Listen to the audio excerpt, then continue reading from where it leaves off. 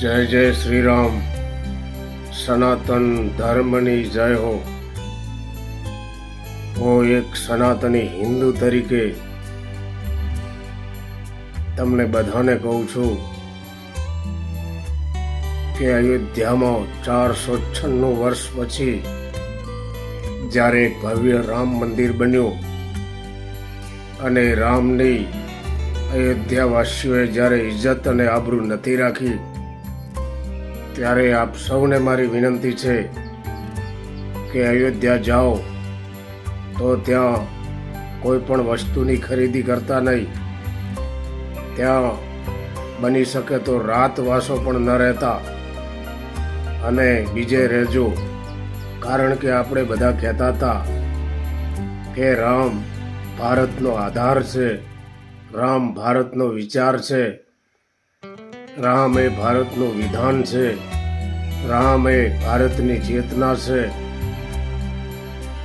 રામ એ ભારતનું ચિંતન છે, રામ એ ભારતની પ્રતિષ્ઠા છે, રામ એ ભારતની આસ્થા છે, રામ એ ભારતનો વિચાર છે, રામ એ ભારતનો પ્રવાહ છે, રામ એ ભારતનો પ્રભાવ છે, રામ એ ભારતની નીતિ પણ છે, રામ એ ભારતમાં નિત્ય છે, રામ ભારતની નીતિમત્તા છે, રામ એ ભારતની નિરંતરતા પણ છે, રામ સમગ્ર વિશ્વમાં છે, રામ એ વિશ્વાત્મા છે, રામ સૌના દિલમાં છે.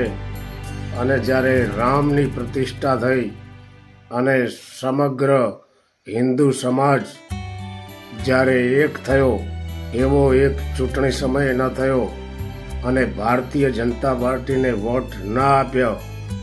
રાજકારણની વાત કરવી પડે છે, કારણ કે ભારતીય જનતા પાર્ટીની સરકારે જ આપણા આરાધ્ય દેવ રામનું મંદિર બનાવ્યું હતું. તો ગદ્દાર આપણે હિન્દુ છીએ અને સમગ્ર હિન્દુઓને હું કહું છું, ક્ષત્રિયના દીકરા તરીકે આગામી સમયમાં પણ તમે સૌ ધર્મ વિશે સજાગ નહીં થાઓ તો ખતરાની ઘંટી નજીક છે.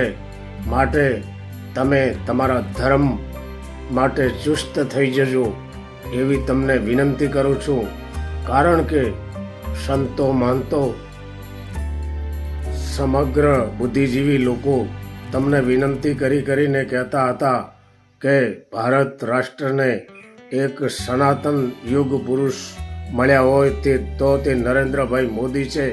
અને નરેન્દ્રભાઈ મોદીને ફરીવાર ત્રીજી વાર વડાપ્રધાન બનાવવા માટે એમને આપણે 400થી ઉપર સીટો આપીએ, જેથી આપણું અને આ દેશનું કલ્યાણ થાય.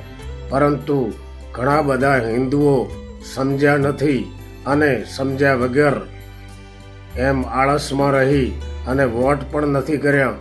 તો એમને સૌને હું વિનંતી કરું છું કે તમે વોટ માટે સજાગ નહીં થાઓ, તમે તમારા ધર્મ માટે સજાગ નહીં થાઓ તો આગામી સમય તમારા અને આપણા સૌના માટે ખરાબ છે.